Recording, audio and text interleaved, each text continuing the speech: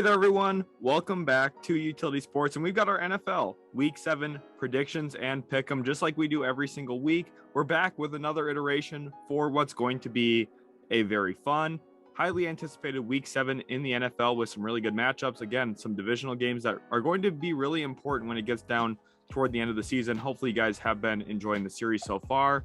And just a refresher here. Pick'em records, it's all tied up. Somehow I've been able to catch up to Austin. Wasn't quite expecting that this year, but I had a big week in week 6 with the New York Jets coming up clutch for me, the Seattle Seahawks, and a few other teams as well. Got me back into the race here, but week 7 is going to be a big pivotal moment here because Austin maybe will pull back away. I wouldn't bet against that, honestly. If you guys are putting money on it, I would go with the Pick'em Wizards predictions here. In Austin, he tends to get it right more frequently than I do. And I want to urge you guys to hit that like button and also subscribe. We've had a ton of views lately on these videos, and we would love for you guys to stick around, watch some of our other content on the channel, and just make sure you don't miss out on these style videos. They do come out every single Monday. We put a lot of work into these to make sure that they're ready, well thought out for you guys. So hopefully you have been enjoying. And now let's jump into it here, Austin, with our first look at the bye week teams. And it's 4 really good teams on bye this week. So I want to know your thoughts here on where these teams are all at. Buffalo Bills, the Vikings, the Rams, and also the Philadelphia Eagles. All of these teams really coming off of nice weeks this past week in week 6. What's your thoughts on these 4 franchises as of right now? Yeah, I mean, we have some top tier talent here with Buffalo and Philadelphia. We also have an overperforming Minnesota Vikings team, which have been able to close out a lot of close games. And, also LA, which is still trying to find their footing. Matt Stafford has had some issues this year with, turning over the football. Just took over first in the NFL, 4 picks. So hopefully he can turn that around. But, very, very great group of bye week teams here. Right. They are teams that going into week 8 are going to have a huge advantage, not just because they're good teams, but they're going to be rested from this week 7 bye. So going into Thursday Night Football this week, one team that's not rested and healthy right now is the New Orleans Saints. They could really badly use a bye week right now. They're going into Arizona to take on the Cardinals, and we already have our first split in the first game of the week here, Austin. You're going Saints. I'm going Cardinals at home. Dennis Allen today after their game said that he's not going to name a starter yet for Thursday night, obviously with some of the health concerns there at the quarterback position. What makes you so confident in the Saints, or is it maybe just less confidence in Arizona right now? I just hate picking Arizona. This team just really makes me angry when it comes to selecting teams. I can never get them right, so they'll probably win this Thursday night matchup. Reason I picked the Saints, I'm very high on their defense still. I say that week in, week out. I think with the lack of knowledge on who's going to be the starter for the New Orleans Saints, it's going to be a little more difficult to game plan on. Now, generally with a split like this, I would go with the home team here, but I think New Orleans matches up pretty well against Arizona. Right, 2-4 teams coming in. Both surprising, just with their record right now. You would think both of these teams at least would be 500 just at this point of the season. Haven't quite lived up to the expectations, but I think a big thing for Arizona, and the reason I'm going with them, DeAndre Hopkins will be active for this game, you would assume. Was getting some work in practice in 10 personnel this past week following NFL guidelines, and now coming off of that suspension, and he's going to be a big target for Kyler Murray, who's been up and down this year. Of course, struggled after a Call of Duty double XP weekend as well. So hopefully for Arizona, Thursday night, there's no double XP weekend ahead of that. Maybe Kyler Murray's going to be well prepared for this game, and I think it's going to lead to an Arizona W, which leads us into the Sunday slate. And again, like I said, there's a lot of good games in here this week, and we're going money line, but again, we're going to talk about against the spread a little bit too. We're going to talk about the competitiveness of some of these games, how close we expect them to be. And I think one that we both expect to not be that close. The Green Bay Packers coming off of a surprise loss to the New York Jets. They're in kind of a do or die situation right now, 3-3, and the Washington Commanders just haven't looked good all year long. Carson Wentz, they did get the win on Thursday night. They're going to have a little bit of extra time and prep for this game, but we did both go with the Packers. Austin, how much of a comeback week is this for them? What do you expect from Aaron Rodgers and company? I just don't think at this point in the season that you're going to see the Green Bay Packers below 500. With this game here, despite it being in Washington, I have not a ton of confidence here in Carson Wentz in terms of where I believe he's taking this team. I think when you more so look at the Packers here, it's going to have to be a true look in the mirror, get right game, and I fully expect them to get right back on track here. I think the Packers are going to wow people with their offense in this week, despite going up against, decent Washington defense. who's got a really good front. But at the end of the day, I think Aaron Rodgers is going to really rally the troops here. I think the Packers are going to have a nice victory. Yeah, I would expect the Packers as well, just to get it done. Rodgers, he's continuing to build chemistry with those receivers. We also know Allen Lazard, his presence has been big for Aaron Rodgers. He's clearly the number one receiver there in Green Bay. We'll have to see if they do make a move here in the coming weeks. Obviously, there's some big names out there in free agency still. Maybe we could see a guy like Robbie Anderson get traded as soon as tomorrow, even. Maybe by the time you guys are even watching this video, maybe something's already happened with that, whether he's been released or traded. I think that they could be a landing spot for him as well, potentially. Going into our next game here, and it's a divisional one here in the AFC North, and it's a really important one at this point of the season because the AFC North has just been wild this year and not really playing out the way we'd expect. Every single team in that division is 500 or worse right now. The Ravens at 3-3 and the Browns at 2-4. And Cleveland has a tough task here going into Baltimore. And I think realistically, the Ravens could be 5-1 up to this point. You know, I think they got outplayed by the Giants this past week, but they've been in every single game. And in two of their losses, they had only trailed for 14 seconds total in those two games. So Austin, Ravens, were they an easy pick here at home?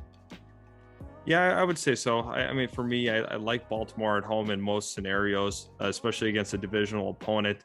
When I look at the Baltimore Ravens and how they match up, I think it's going to be a pretty good game. You know, their front's going to have to contain the run, and that's really what it takes to beat Cleveland. And honestly, if you can take them out of rhythm and out of the play action like Kevin Stefanski likes to run, I think Baltimore's in a really good position here, sitting at home. And once again, this is a get-right game. This is not exactly where they expected to be at this point in the season. The AFC North has been worse than we had projected.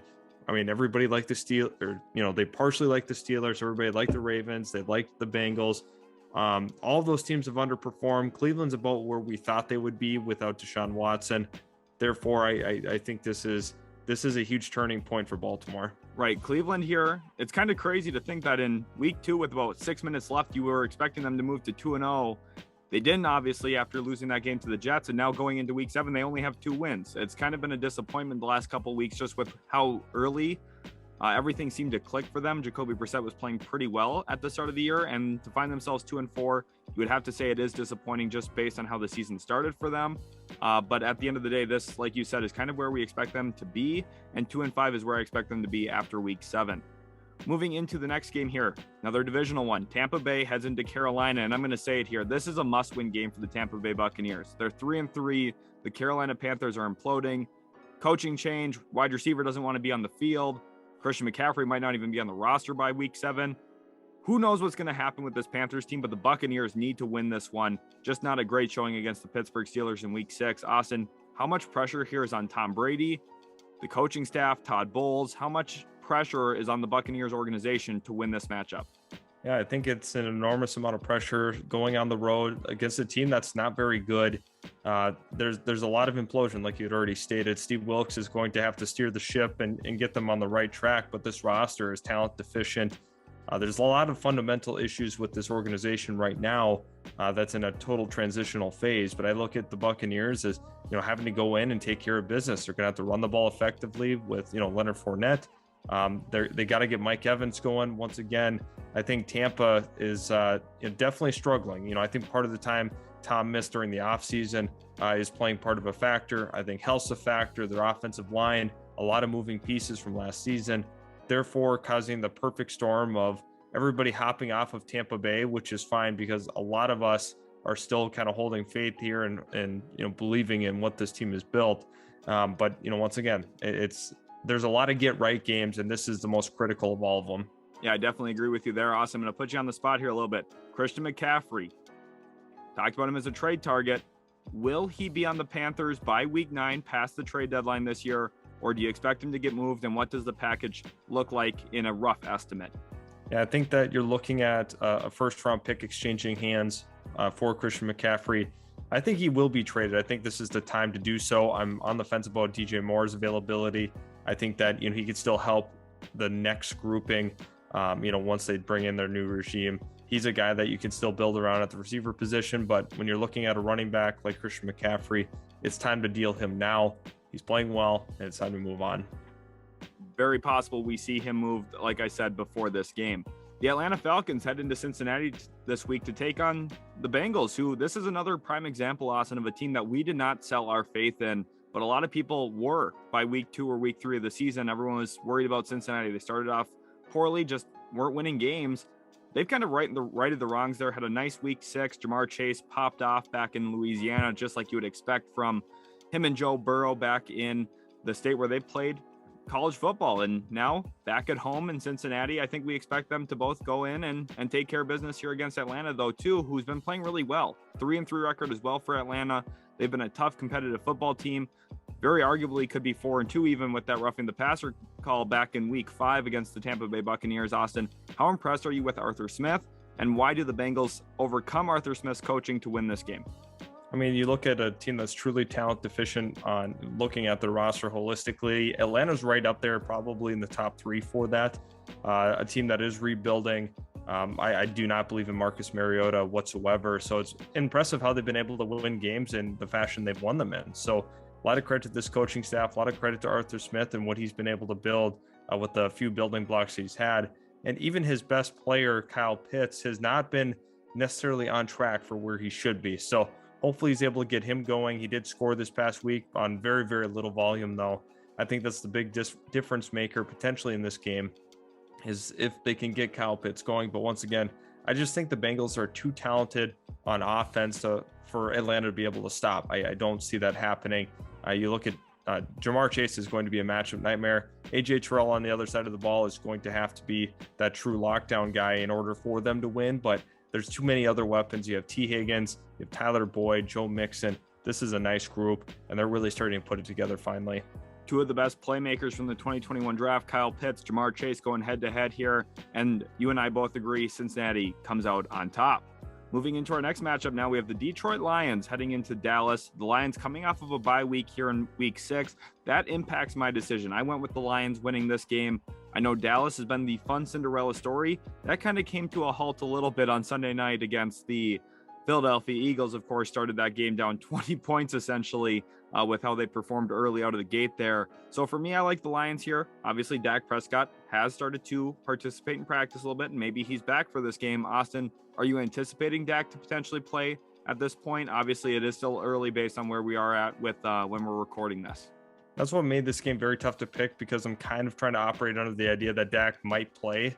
And, it's very, very difficult to pinpoint. But I think that, really the difference maker is going to be Dallas's run game, because Detroit has struggled to stop the run this season. And I think that's going to be true once again. You have Ezekiel Elliott and you have Tony Pollard coming at you. And those are 2 guys that they can keep fresh. And obviously don't have to give, a ton of carries to a singular one, because they have that, dual attack.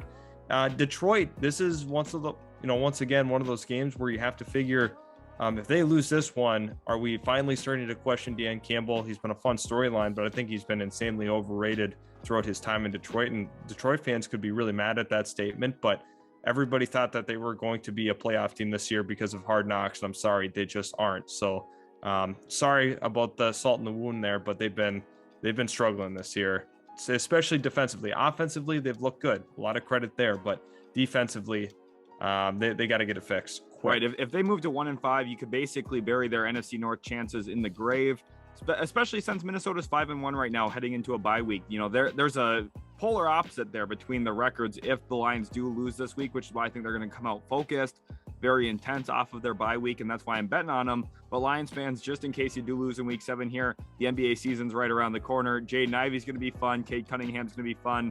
So don't worry, not all is lost in Detroit, but maybe the NFL season is for the Lions if they lose this week. Our next game here, the Giants head into Jacksonville. Another split decision from us here, Austin. You're going with the Giants, as you famously usually bet against your Jacksonville Jaguars.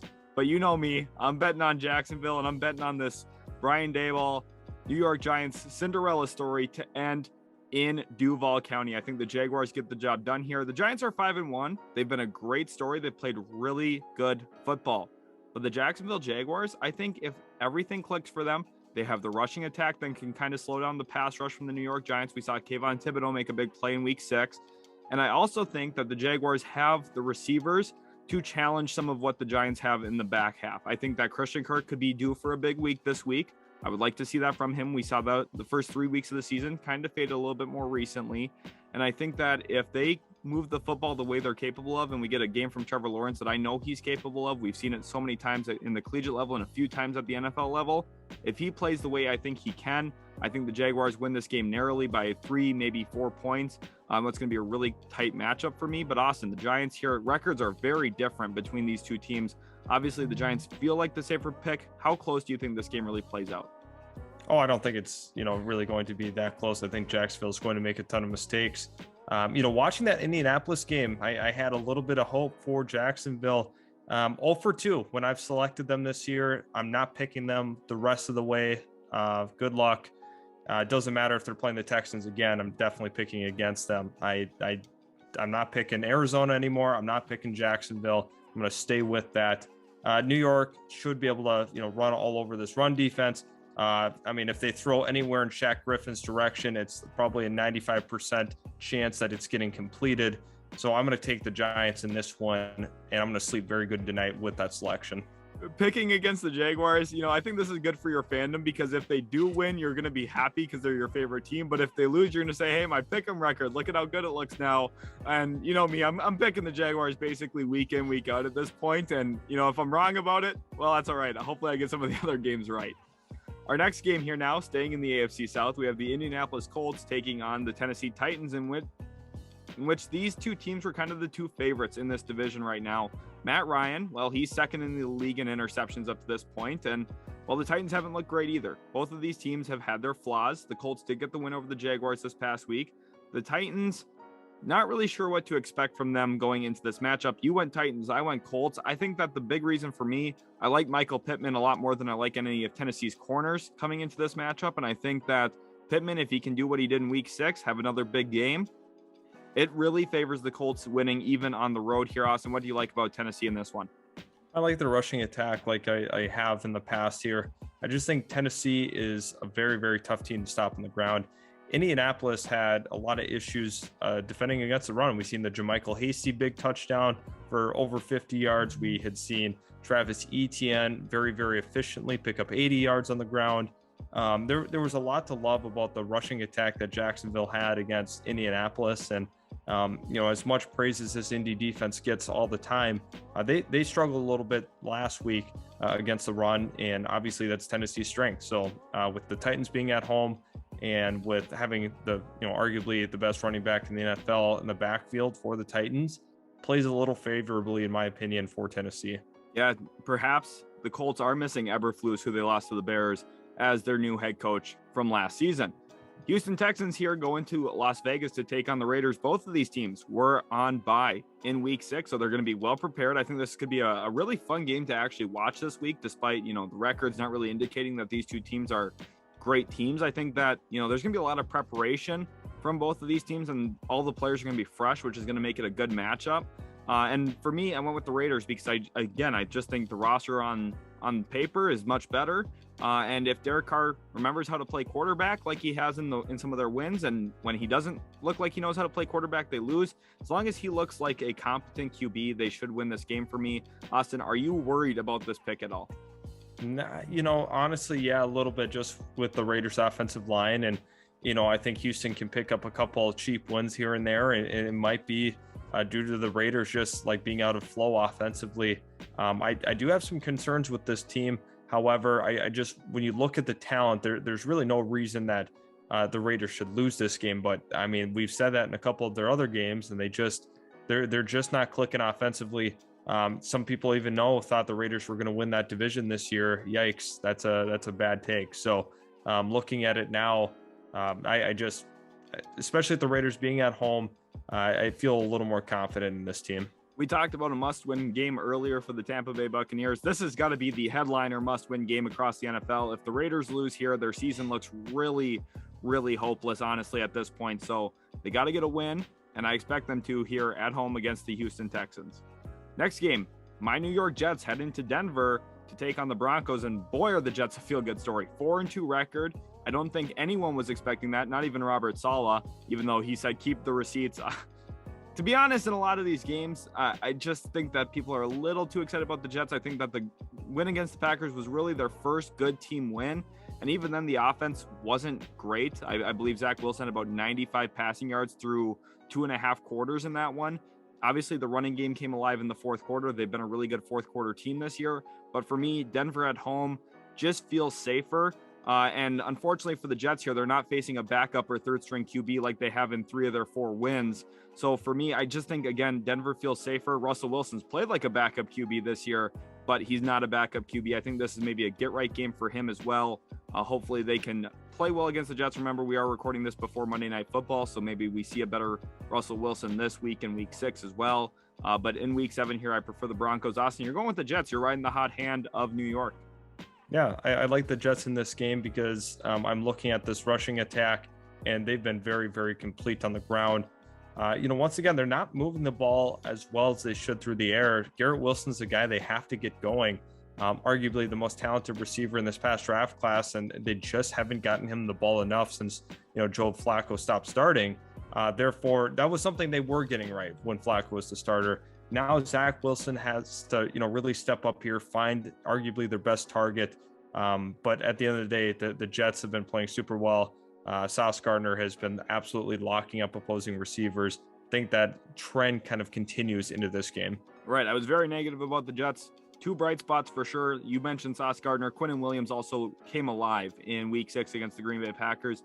I'd hope to see more of that from him. If they get that from him here in Week 7, they would win. But I think that's going to be a big storyline to watch for this game. Then our next one, the Kansas City Chiefs, who lost an Arrow 1 at Arrowhead Stadium against the Buffalo Bills in what was probably the best game of the week, or right there up with the best of them. They go into San Francisco to play the 49ers, who just did not come out very well against the Atlanta Falcons. Pretty surprising to me. They lost that game by 14 points and just quite frankly looked like the worst team in that game, which I was not expecting. Kind of makes it easier here to pick the Chiefs, who, hey, they've been battle tested. They've had some really, really good games, and they've been able to capitalize a lot even without Tyreek Hill. Austin, what do you think kind of the spread looks like here? Let's say if the game was set at over under 3.5 in favor of the Chiefs, would you hit the over there? Do you think they win by more? Do you think they win by 3 or less, or lose potentially? I think that they're going to win by more. Once again, San Francisco's defense is absolutely menacing, especially, that front 7 does a really, really good job stopping the run. Against the pass here, they're going to have their hands full. Honestly, Juju came alive against Buffalo, and a Buffalo defense that's very, very solid across the board. Kansas City looked good. They really did, despite that being a loss. San Francisco, their offense struggled against Atlanta. Like, why? I'm just so confused on that. But once again, despite them being on the road, Kansas City, tough team to beat in a lot of different scenarios, but maybe San Fran feels they have their number in this one. Yeah, the NFC West has played out really weird this year. 3 teams at 3-3 in Austin, just like we were expecting. The Seattle Seahawks right in the thick of things here heading into Week 7. Our next one now is the Seattle Seahawks as they head into SoFi Stadium to take on the Los Angeles Chargers. And what I've noticed from the Seahawks this year, when they're at home, the 12s come alive, and it really helps this team win games. When they're not at home, you kind of see some of the deficiencies on this roster, especially with some of the injuries that they've sustained.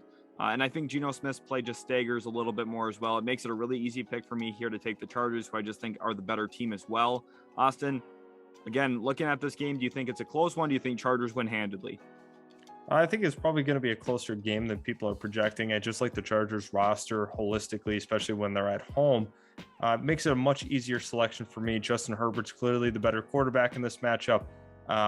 The one thing that I'm a little nervous about is this Chargers run defense, despite multiple additions in free agency and trying to get that right, have not been able to stop the run effectively. Kenneth Walker all of a sudden came alive, this past week, looked pretty electric. I think he could get the best of the Chargers, but at the same time, Chargers offense is so good. Keenan Allen, very, very well should be back for this one. I think that the Chargers have a big advantage there with him, getting reinserted into the lineup. Right, with Kenneth Walker here, if you have him in fantasy, obviously he's been a player who some weeks you're like, oh, I should have started him, but didn't. Kind of a flex type of player. Probably want him in your lineup this week. The Chargers, again, like you said, Austin, struggle against the run. And, well, with Rashad Penny out, the Seahawks are going to give Kenneth Walker the workload. We saw that this past week in Week 6, and I think nothing changes here in Week 7. I expect him to have a big day and hopefully keep the Seahawks in this one. Sunday night primetime, a game that, well, maybe a few weeks ago would have looked exciting, but there's been a lot of QB concerns here for both of these teams. Kenny Pickett leaves week 6 with a concussion. We know that Tua Tagovailoa, who knows if he's going to be back. Again, we're recording this on Sunday night ahead of Monday even, so we don't really know what the injury concerns are going to look like for whether Tua is going to be back. At this point, I would assume not, but I saw enough from Teddy Bridgewater against the Vikings that makes me believe that, hey, the Dolphins can still be competitive here, and the Steelers have had a ton of injuries, especially in their secondary. But hey, they came out and beat the Buccaneers without most of their starting defensive players, which was surprising to me. I'm going with the Dolphins here. They're at home, no travel for them this week, which I favor. But at the end of the day, I don't love this game, especially for a primetime game. I think this is probably one of the worst primetime games we've had all year, and that's saying a lot because we've had some really bad ones, Austin. What do you think about this game as a whole?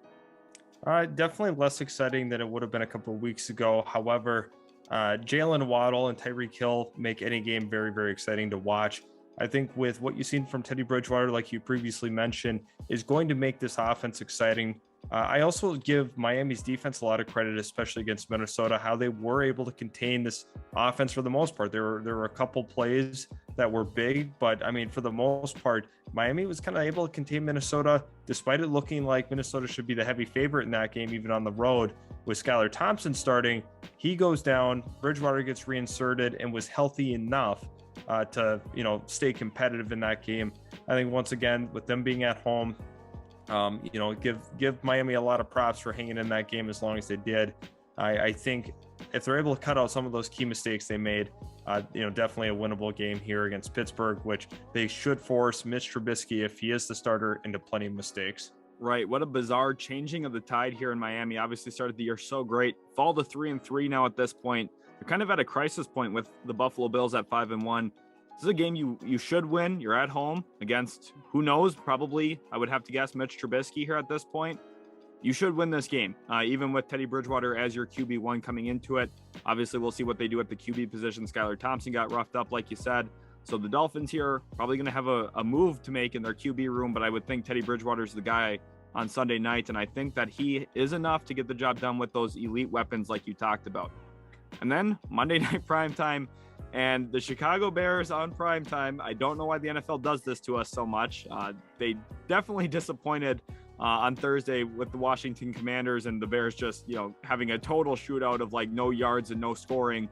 But now here, I think that this is going to be a completely different game. The Patriots will score, the Bears probably not. I think the Patriots win this one by 2, maybe 3 touchdowns. Even if Bailey Zappe's the QB, he threw for over 300 yards this past week, which is more than Justin Fields Justin Fields has thrown in his career, it feels like, honestly. Obviously, I'm being a little sarcastic here, guys, but I just think the Patriots here at home, this is the easiest game of the week for me to pick. The Patriots will win this game. I feel 100% confidence in that. Austin, is your confidence level near mine? Yeah. I mean, it really is. And I'm not a huge Patriots believer, especially in this offense, but Zappe's look good. They've been, running the ball effectively with Ramondre Stevenson. Things are finally starting to come together a little bit. It was taking some time to get back into rhythm after losing Mac Jones. And even with Mac Jones, they didn't have a true, offensive rhythm. And why do they continue to push Chicago, right through, right in our face? I mean, we have to watch them enough, and they're going to continue to do so. But, the Patriots in this one are going to throw a lot of different looks at Justin Fields. I think they're going to force Chicago into some turnovers like the Patriots, especially at home. Yeah, I definitely think so as well. Thank you guys so much for watching. Hopefully you did enjoy today's video. If you did, leave a like, subscribe to the channel. Again, leave your comments in the comment section right now. Let us know who your picks are for this week. We'd love to hear it. Thanks again so much, guys, and we'll catch you in the very next Utility Sports video.